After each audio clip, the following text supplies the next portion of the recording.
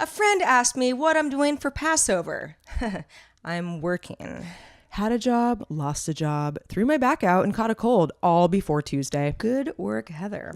The Juice Place barista was bent out of shape this morning because their watermelon delivery didn't come in. I consider that a win. You hate watermelon. I do. This week I learned that skunks and cats do not mix. No, they don't. Have such a good day.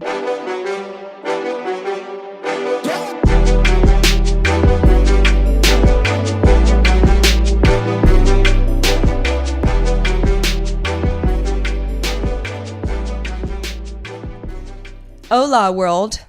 Greetings and salutations, everyone. Hello, universe. This is the show that will make your day so much brighter unless you're a monster. Guaranteed or your money back. Actually, you know what? There's probably... yeah. Actually, we'll be keeping your money. Thank you in advance.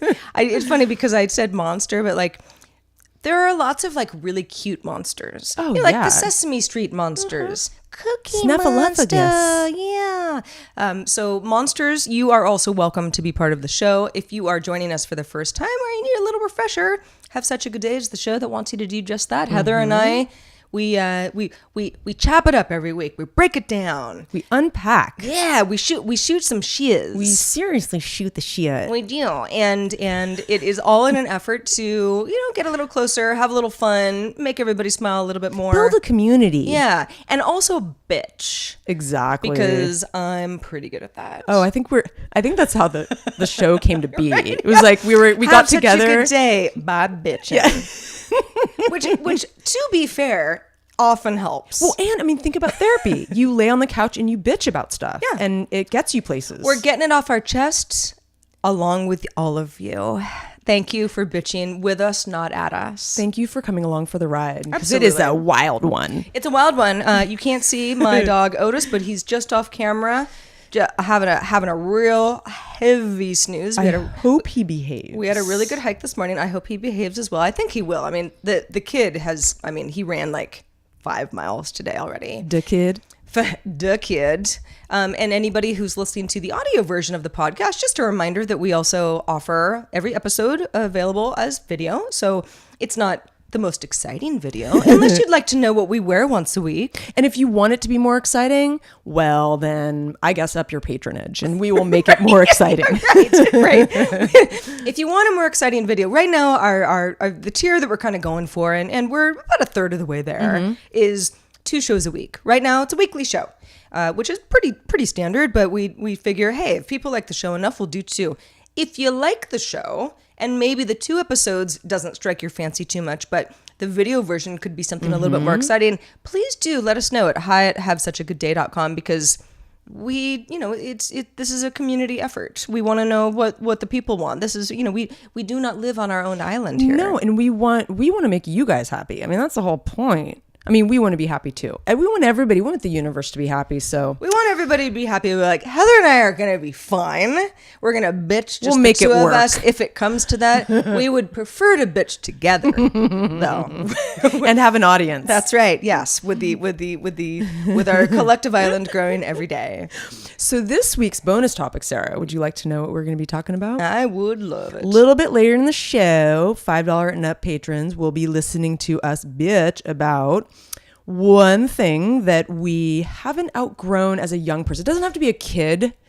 Just something in our something you youth. feel like used to matter that you still hold on to type thing. Yeah, because I think the outgrowing of things. There's lots of things that I've outgrown. I used to have I'll save it. I'll save this. I'll save this for our $5 and up patrons who get the bonus topic at the end of every show.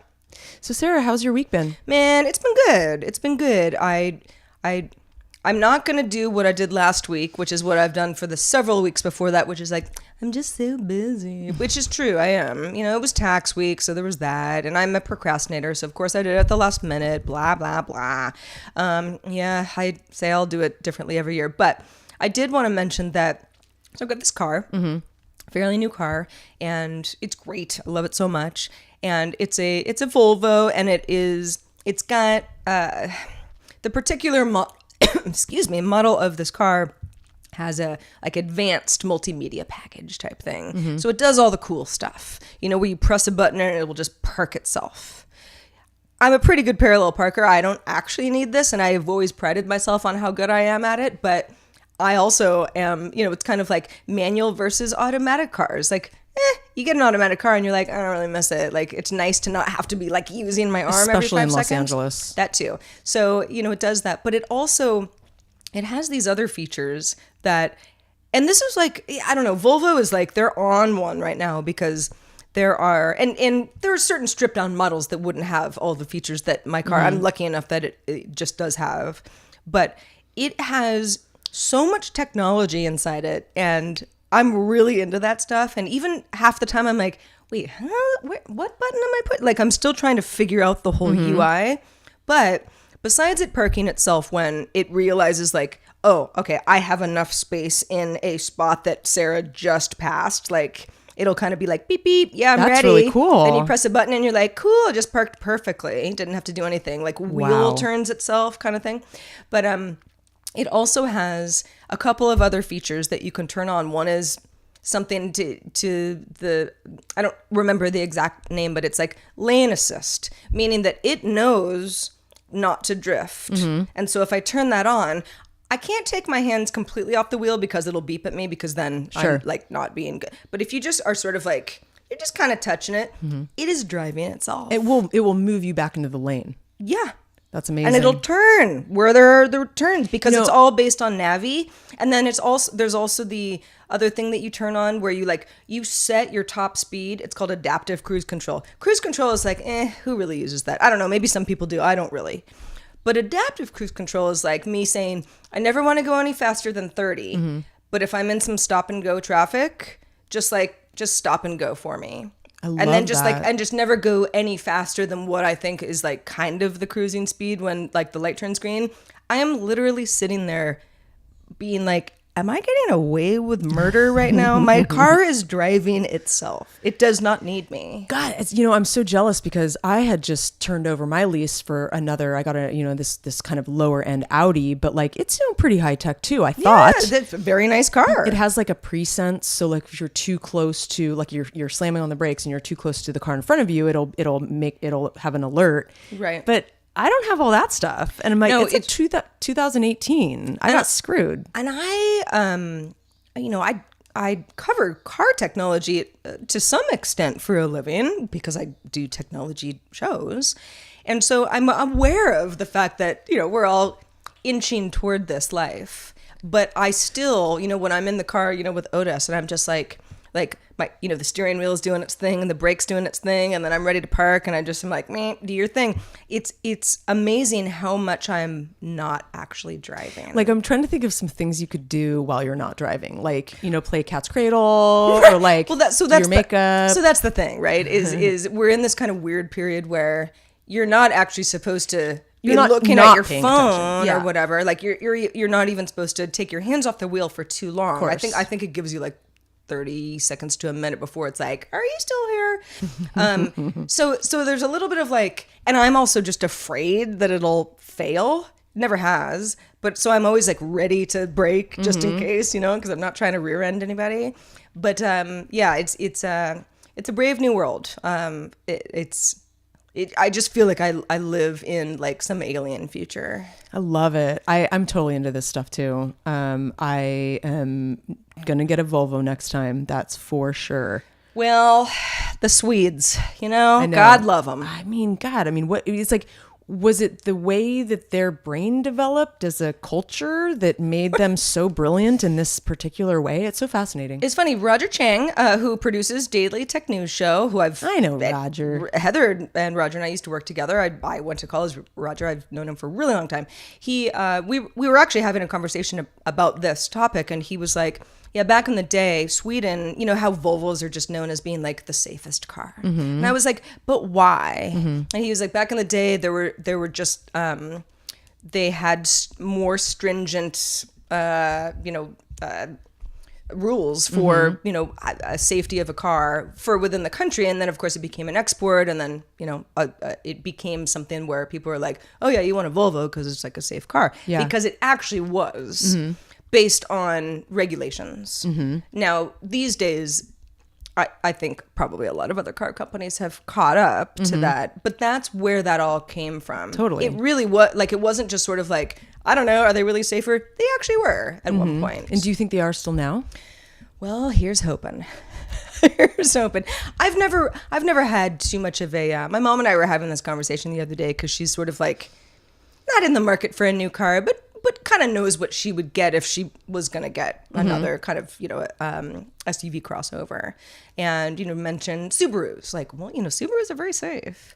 And I feel like they're always doing recalls on Subarus. See, I feel like I'm like, I don't know, aren't most cars just safe at this point? If you're getting an old car and maybe it has issues and maybe it was, some recalled model or, It's true. Like a, there, what was the, Czechoslovakian car? It started with a Y. Oh. I mean, I know the Yogo or the... No, it wasn't the Yogo. No. The...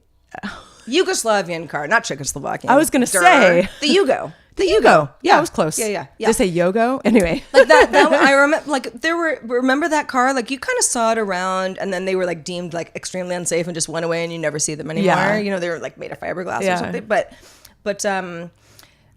anyway, it's, I don't know. I don't worry that much. I'm like, what? We have side airbags. Do the brakes work? Yeah. I'll just do my best. Yeah, totally. Well, But it's nice to have a car that is safer than, scary. Mm-hmm. What was that one car? It was like really funny shape and it like blew up, like the engine blew up. It was in the movie Cujo. God, I can't remember the name. It was, you know what I'm talking about? It's like kind of a funny looking little space car. What was the name of that? I don't know. But yeah, it was like there was something about the engine being in the wrong place. It might have been the Yugo. Maybe. I don't know. No offense to the Yugo, but your time has come and gone. Yes. Well, switching gears a little bit. Yes. How was your week? It was good. I mean, I was sick and I threw my back out. Sounds good so far. I was kind of laid up, but I also was taken to a couple really great sort of very LA entertainment. Like you probably wouldn't be able to see this in another city, maybe New York or whatever. But like, it just sort of like proves how it's a good reason to live in a place like Los Angeles to be able to go to these types of events. One of them was, I don't know if you ever watched Kids in the Hall. I think it's didn't really know, but I know what it is. Theory that it's more of a dude thing. I liked it, but I wasn't obsessed with it. And I know a lot of guys that are really obsessed with it. Certain kind of humor. Anyways, this guy Scott Thompson, he's a comedian. He's a Canadian comedian that was part of that troupe. Did a one-man show at this tiny little theater, really intimate. I mean, we were 2 feet away from. We sat in the front row, and there was about 30 seats in this theater. I mean, it was tiny. And he does this one-man show. Freaking hilarious. I mean, really funny. Amazing. And it was really, really cool to be part of that. And then we went to the 30th anniversary of Heathers, the movie, the 80s classic. Some of us were discussing this in our Discord. There's a couple people, well, at least one person who hasn't seen the movie and he's going to report back. But that was really cool because they had a Q&A with the screenwriter, who's a really interesting guy. He had some really cool kind of inside little fun facts about what it was like to get this movie made at that time, and how long his script was when it first started out. And there's one of the Heathers was there, the director. It was really, really cool. I don't know. I love being able to go to those things because I love film, and almost more than watching the film, I love to hear about how it was made. I love all those stories. And there were some really great stories about how some of the dialogue in Heathers is like people quote it all the time. It's a very quotable script. And he had some really neat stories about how some of those pieces of dialogue came to be. So it was like partially I was laid up, and then the other part of it, I was entertained, and it was super fun. So yeah, that's my story. It's funny. We and yes, in our Discord, which anybody who is a $10 and up patron can be part of, we kind of talk about stuff that Heather and I have talked about on the show, or just daily lives, and it's a great little offshoot community where we all sort of titter about. And it's funny because Heather's, I have not seen recently, but I mean, when it first came out, it was a very big deal. Yeah, very cult movie. And I saw it at some point, I don't know, I was like, oh, I should watch this again, and I watched it and I'm like, well, that didn't hold up well. But it's not because it's not still poignant in its own way. It's just that there are so many PC things that have changed over time. Absolutely. And this movie is not an exception. I mean, The Breakfast Club, that's my favorite teen movie of all time. I mean, John Hughes movies in general, but The Breakfast Club, I was always, I was always partial to. There are things that they say in that movie where you're like, oh, you don't say. Yeah. Teenagers don't say things like, well, nobody does. Or if they did, they would be a villain. Like there are just certain things you don't say anymore. And it's funny how that sort of vernacular and what's acceptable just changes over time. And you don't even really remember the moment that it changed, but it does. You're right. It's like it dates it. Yeah. It fully dates it. Yeah. I mean, some of those little pieces of dialogue are just straight up funny. But I agree. Like some of the storylines and yeah, it's a little rough. There's some social stuff where you're like, whoo. But I also think that about stand-up all the time. There's like because I love watching stand-up. Not every day, but sometimes I'm just in the mood to I just want someone to make me laugh. So I watch all the stand-up, and sometimes I go back to, the old stuff. There'll be like a Richard Pryor 2-hour special, that I find online somewhere, whatever. Much more political, the stuff back in the day. Well, and much less. Again, there's certain things where you're like, oh my God, can you imagine a comedian saying that right now? Like they would be like, people are very cautious now. They would be run out of town. Oh yeah, totally. And that's not. I'm not saying like being less PC or more PC. Like I'm not even really making a social statement on what's better. Just that it has changed so much. It really has, in many ways for the better. There are definitely there are things that should probably be buried, because they offend people. But then we find new ways to offend people. So, as humans, we can't really win. Well, speaking of offensive, Heather, did you watch The Wire, the series? Absolutely. One of my favorites. So I never watched The Wire when it was on HBO, like when it was having its run. I was a Sopranos fan. But I even sort of until the end of The Sopranos, I didn't have cable to the point that I could have HBO, and The Wire was just sort of something that I was like, I'll get into it eventually. Then it started to annoy me because people were like, it's the best show that's ever been made. And I'm like, well, I'm pretty sure that's The Sopranos. And so it kind of like was this thing that I took my sweet time getting into many years later.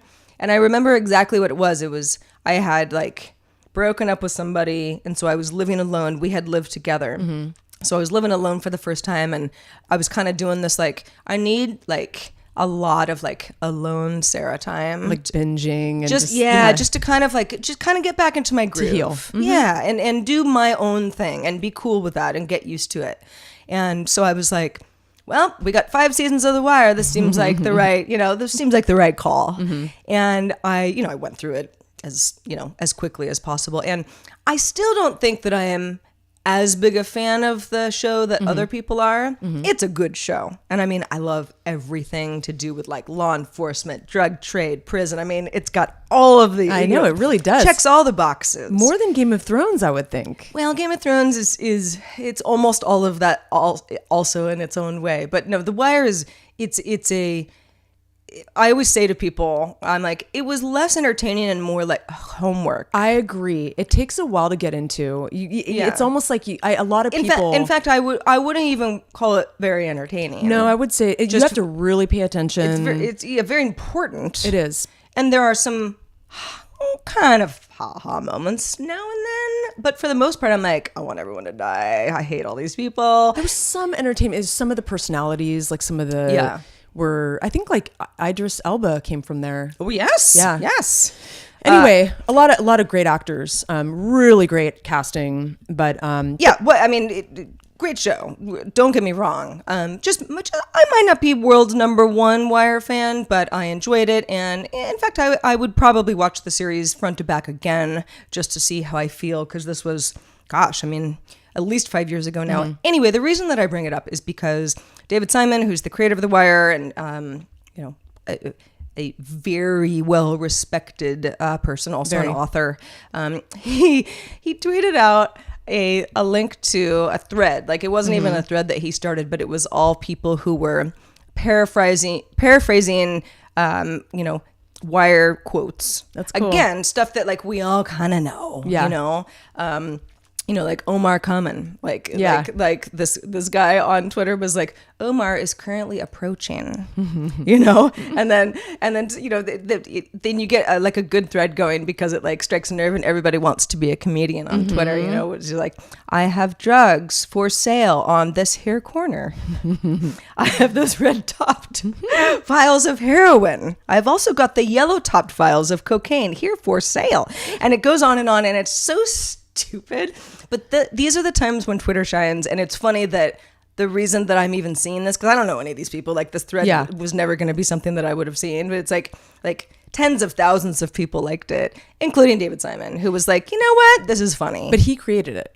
He created the show The Wire. No, but he started the thread? Or okay. He just found it. Oh, I see. He found it. I'm definitely going to poke around on this. He tweeted out the thread, which again is so dumb. But like, that's again where Twitter sometimes is. I mean, that's where I get a lot of my joy. Is a really good Twitter thread. Well, it's like funny how what catches on, know, and it's like, people just get sort of ridiculous about some of this stuff, and speaking of entertaining, it's very entertaining. Yes, it is. It is, and in this crazy world we live in, sometimes I need a good Twitter ha thread.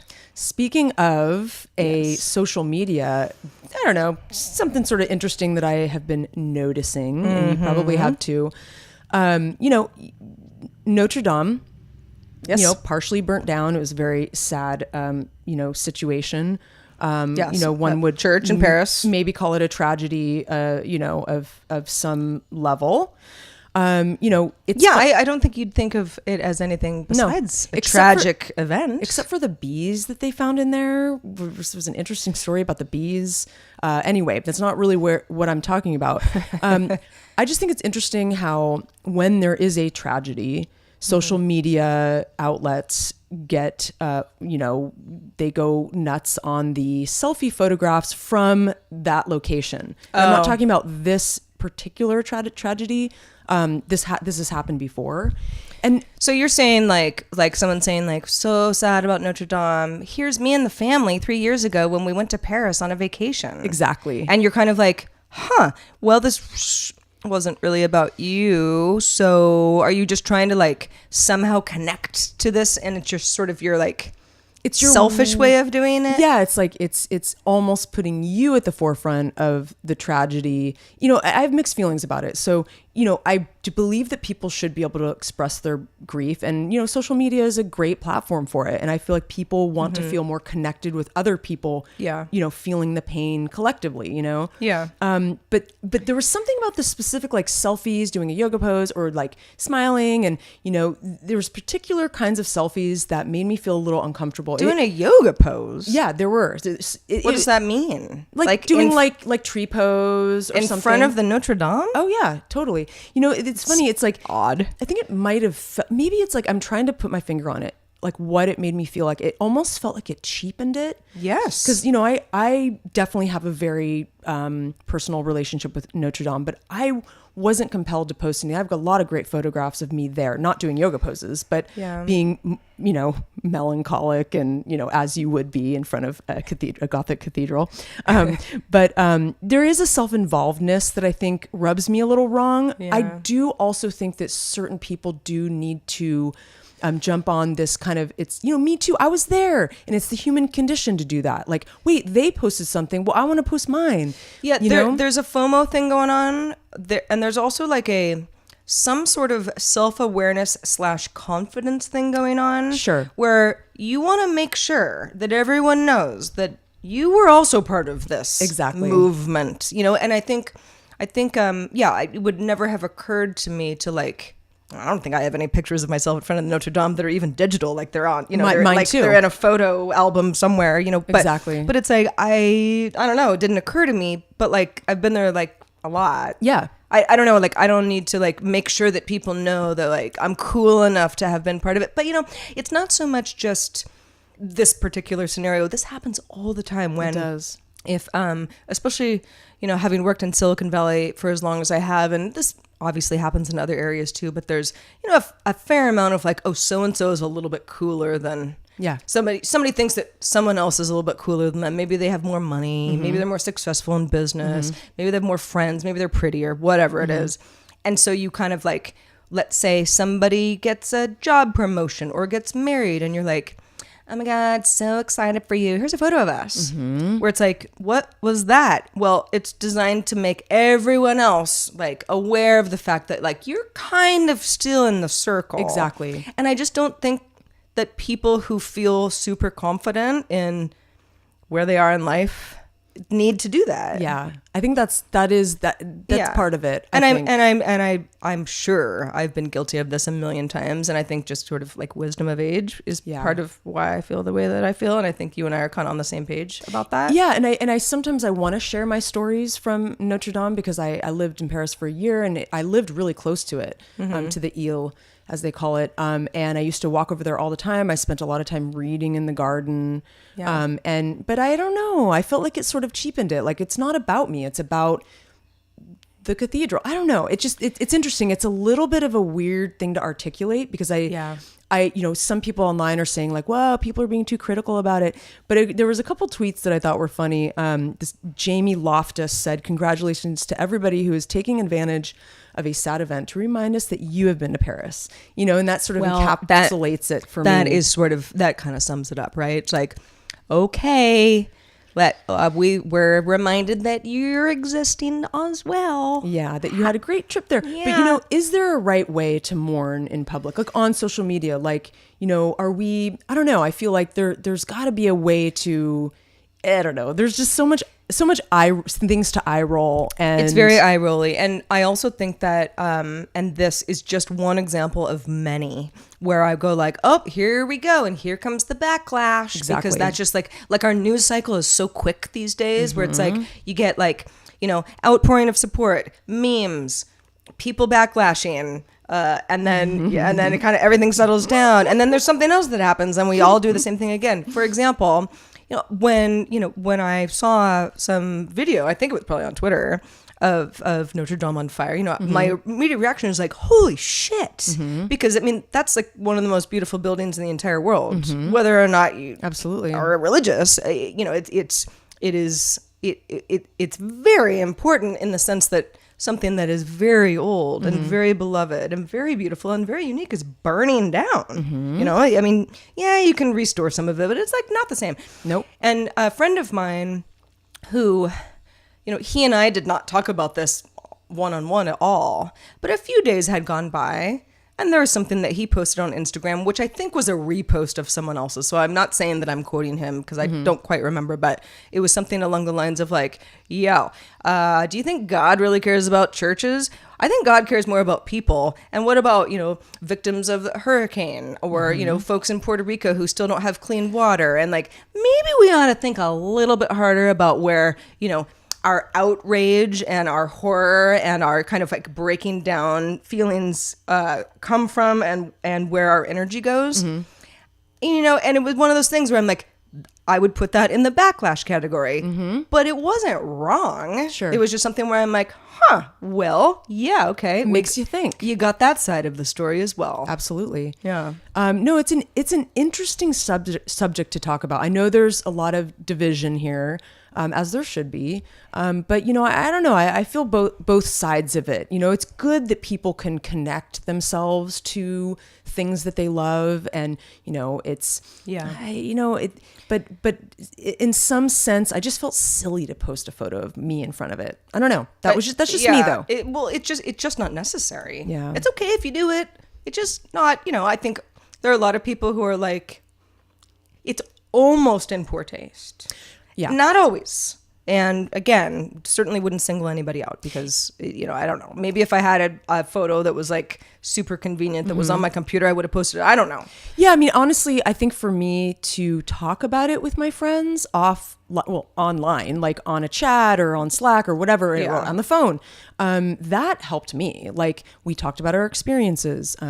We all had unique experiences there. And I thought that feels very good. That feels very connecting. Yeah. Anyway. Well, social media has made everybody crazy. Yeah, You know, we can so. sum it up into that. And People I feel think desperate to fill their feed all the time. Like, oh no, I'm cool. Like I had this experience. Like, you know, there's a desperation, I feel like. And reaching out to strangers. You know, it's like there is a, you know, some people are not into that at all. And I don't know how you even live. I commend you. But, you know, because it's like I do some of that too, you know, where you're like, you know that people that you don't know are your audience. And so you're working for them. But how much of that like turns into like, because you want like the likes rather than because you're actually being super authentic. Exactly. So, you know, and I don't know what the answer is. There's no perfect solution. I don't know either. We all have our own, you know, it's all subjective, really.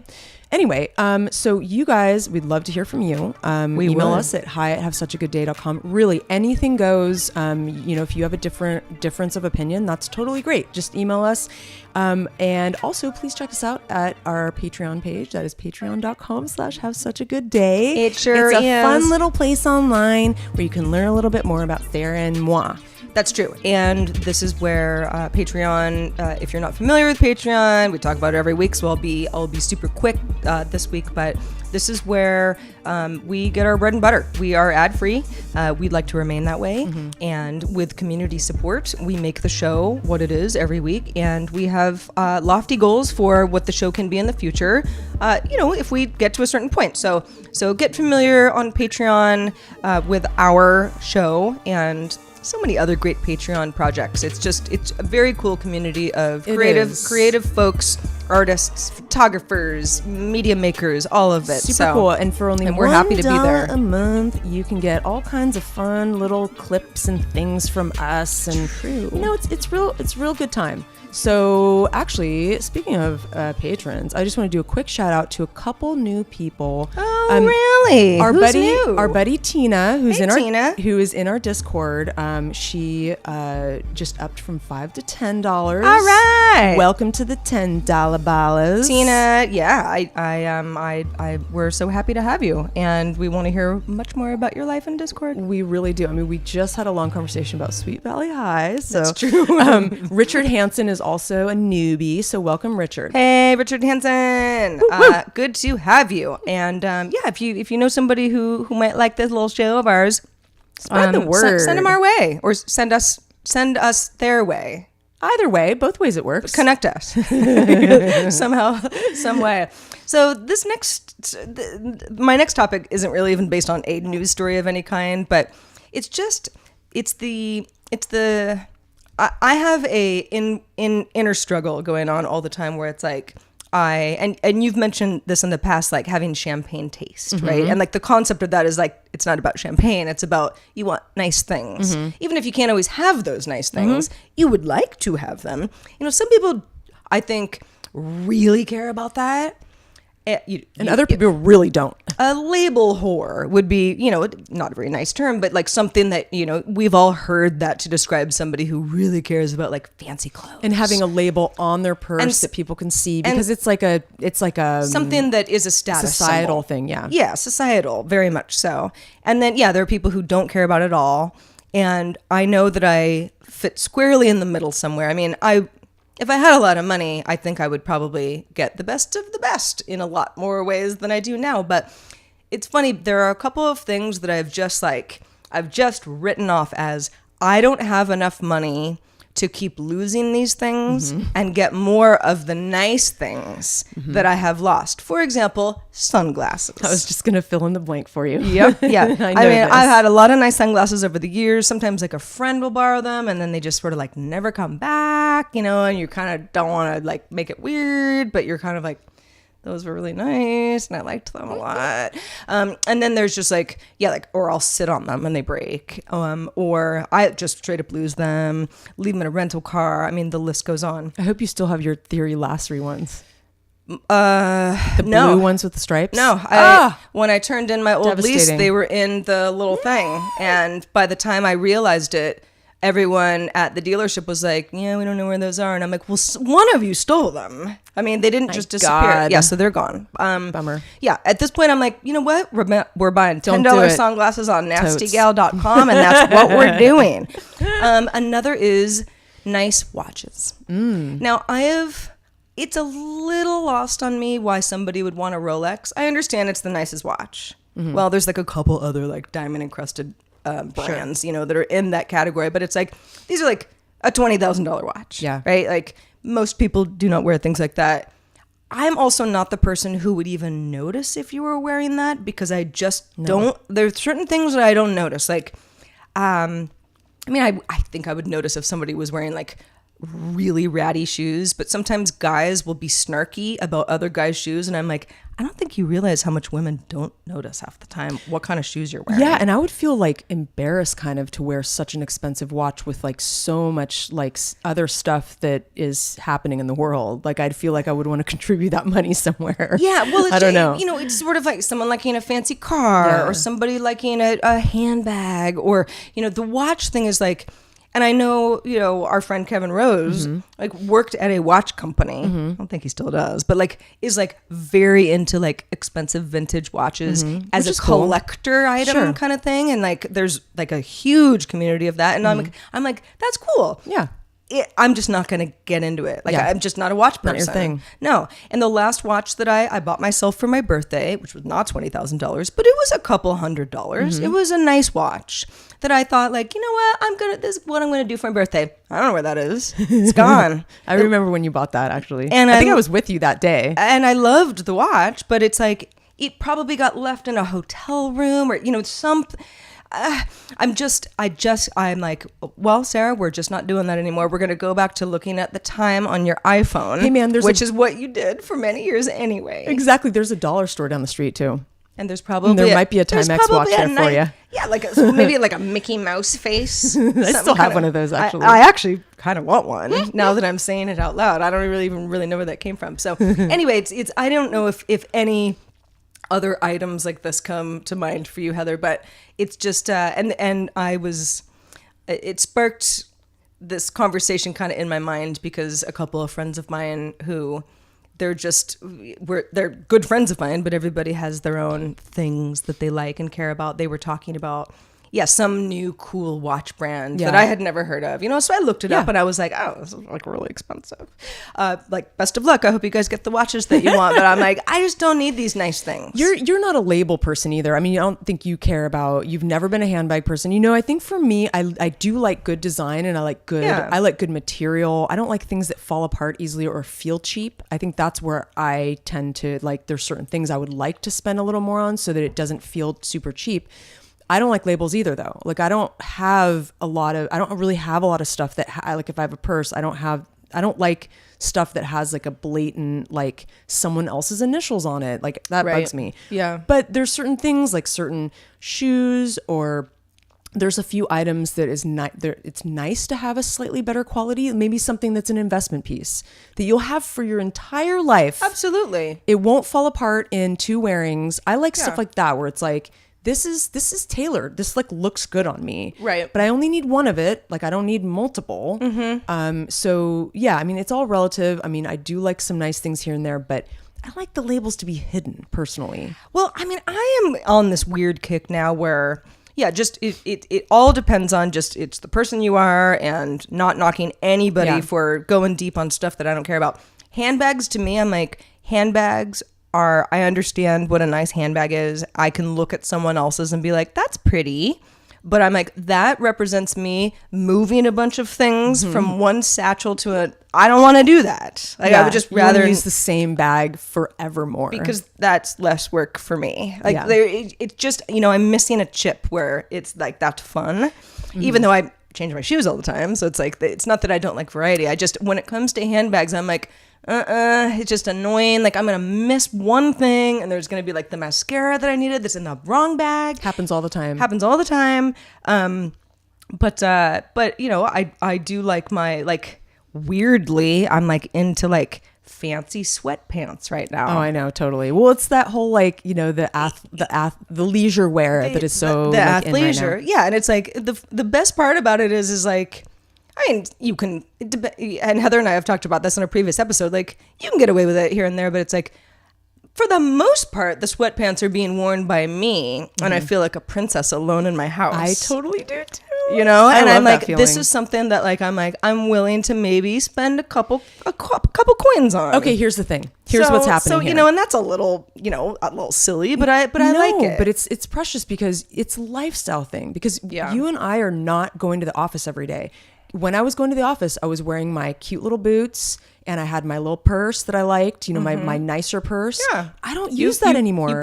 You put yourself together very well. And then when I'm at home, like I'm home more. So like those sweats are more valuable because you wear them more. Right. Yeah. And all I wear is my little fanny pack or like a tiny little, you know, tiny purse that's not heavy that I can walk around because I'm not like having fancy meetings. I'm not going to fancy parties as much. Yeah. So it's like those things become less important. Fancy sweatpants. It's the perfect middle ground. It is. It's like then it's like a party at your house. And let the record state that neither Heather nor I are Instagramming our fancy sweatpants. We are not. To remind people of how cool and princessy we actually are. So maybe we just come across as not that cool. Like, why hasn't Heather posted anything in the last week? We just talk about them on our podcast. Well, you know, it's actually kind of funny because it's like sometimes when I go many days and I don't post anything, I always feel a little strange. Like people think that I'm like really boring and I'm not doing anything. It's a terrible feeling. Yeah, I don't like that at all. I have gotten away from that. I fell victim to that much more in the past, and I really and this is sort of to a fault because I've never been like all that great of a self promoter. I feel uncomfortable doing it. It's my least favorite thing, but I thought that like the participation was very much more of like it's a quantity over quality thing. And now I'm like, sometimes a week will go by and I'm like, I just don't have anything to say. Exactly. I'm still reading the rest of what you guys are saying. Like, I'm cool. I'm here. Yeah. Nothing happened to me, but like, I don't want to just like yell out into the void just to like be part of the machine. I agree. I feel the same way. I think we're very similar in that way. Yeah. And we might post too many pet photos, but you know, so be it. Well, that's why my dog has his own Instagram people. So that people can be like, I'll follow this or I'm not going to follow it. Yeah. I mean, you see some animal stuff on my personal Instagram. And I mean, Instagram is just like only one example, but that's probably the social network I'm on the most these days. But yeah, I hope that I had enough like self-awareness to be like, you might follow me for like lots of reasons and like maybe you hate dogs. Yeah. Or I don't know, you're just not interested. Like I'll funnel this into another place and then You're very thoughtful, nuts. Sarah. Very thoughtful. Speaking of dogs, if those of you who have access to our Patreon lens might have noticed that Otis has been showing up a little bit more. He's a superstar. He asked very nicely, Mom, because that's what he calls me, could I be a bigger part of Have Such a Good Day? And I was like, well, you know, that's an interesting idea. Let me discuss with Heather. Did you have something in mind? And he said, well, maybe we could start with some short video clips. I said, all right, well, you know, we'll give that a go.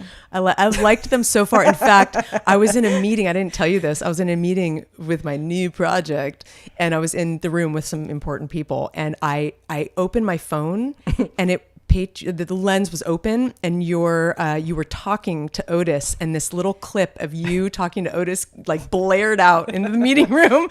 It was very embarrassing, but everyone was very curious. Yeah, like who's that woman and why is she talking like a baby?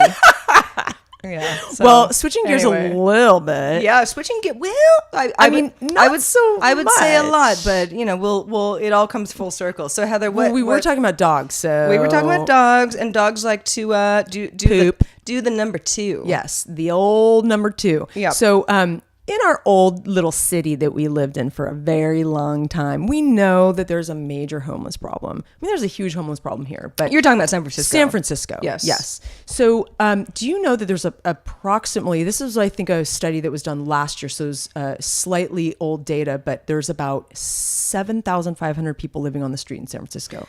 That is staggering. There's more in LA because LA is a bigger place. But yeah. Well, San Francisco is so compact. It's very compact. It's not physically a large city. No, it's not. 7x7. Yep, 7x7. 7 miles by 7 miles, square miles.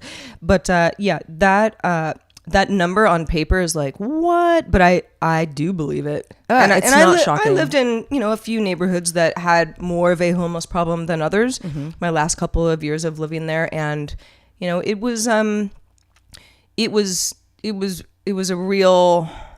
was eye-opening at times and really sad.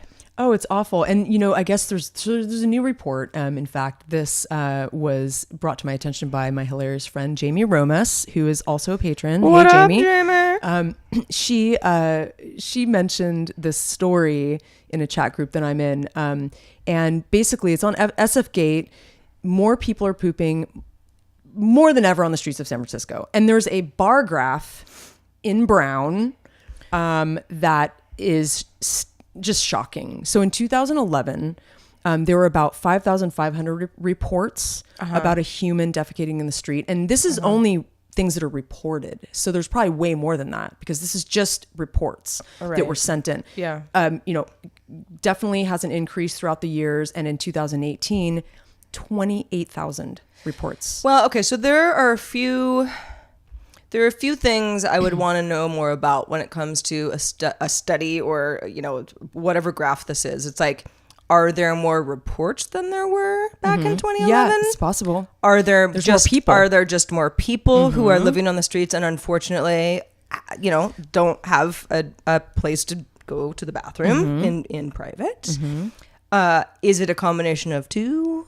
Is it, it probably is a combination of both more than anything else. I mean, I've never called anything like that in. I've certainly seen it. I think probably also over the years, it's gotten so bad that people are getting more and more fed up over the years. So people are, I think probably more people are calling in. But there's a poop patrol. People who go around, especially in the Tenderloin, which is one of the areas that probably has the most poop, and they clean the streets. The fact that the rents have been so high for so many years and there's no affordable housing is a huge part of this. But it is, we're having a similar problem in Los Angeles, and it's a strange world we live in, Sarah. Well, I think that San Francisco is not alone, but it definitely is sort of the poster child of person with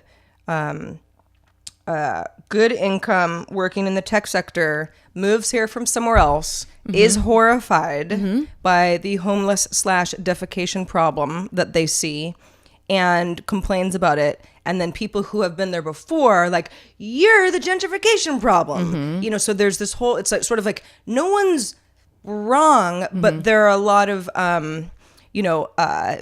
maybe people who need to be a little bit more educated as to why that this is a problem and stop just complaining about poop. Exactly. So and that San Francisco has been, this has been a debate that's been raging, to the point where I have read Medium posts, right, about somebody who maybe lays out some, not wrong arguments about why, San Francisco really needs to get their shit together. Ha ha, no pun intended. And then everyone will rail against that person and be like, why don't you just move back to Boston then? Yeah, totally. So it's I think another divided issue. I think most of the time comes down to, and yes, some people just say really tone deaf things. I mean, all the time. But I think most of it comes down to people feeling helpless. Oh yeah, totally. I wish I could do more. I don't know how to solve this. This is very upsetting.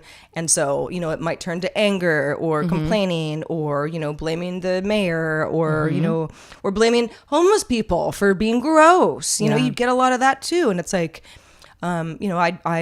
have been chased down the street by somebody who was not in their right mind, covered in shit. That has happened to me more than once. Oh yeah, if you live in San Francisco, that probably happens to you. Yeah, and it's those are not fun moments. I'm not cool, we just coexist. It's awesome. It's no, I'm running for my life. But I also I try to be as empathetic as possible to the fact that there are a lot of reasons, and it's not just mental problems or drug problems. There's so many reasons that people get into I situations. mean, foster kids. I mean, no, it's a sad issue. It gets and deep. You should be aware of the situation. Well, Sarah. Yes, and don't maybe eat breakfast off the street in general, Or no matter where walk you are. barefoot. That too, if at all possible. Yes.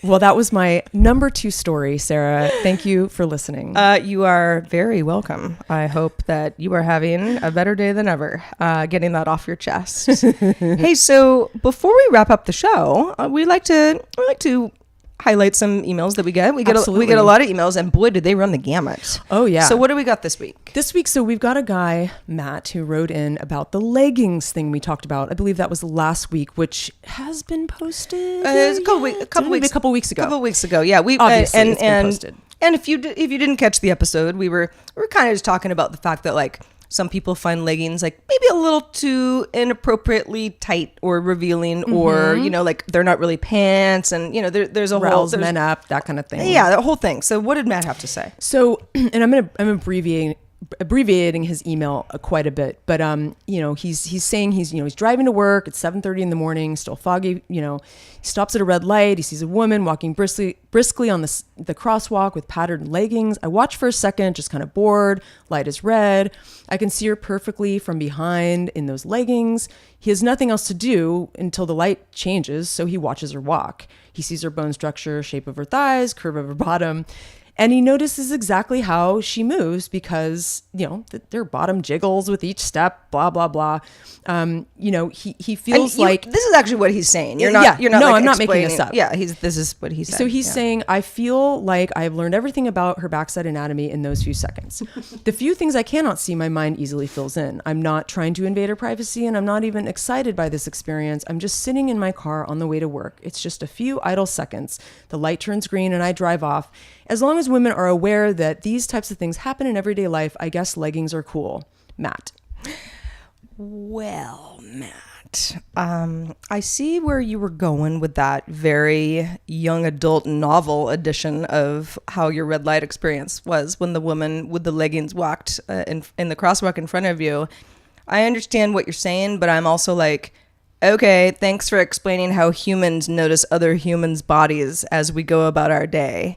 You said you're sitting at a red light and you're not even really that interested, but there she is, and so you kind of notice what her butt looks like. Like, okay, I mean, I don't know. Like, I don't think you taught me anything, and I don't know who listening or watching this would be like, wow, Matt really made a good point. Like, women should really think more about when guys are just like bored but yet notice them and how they might want to dress differently.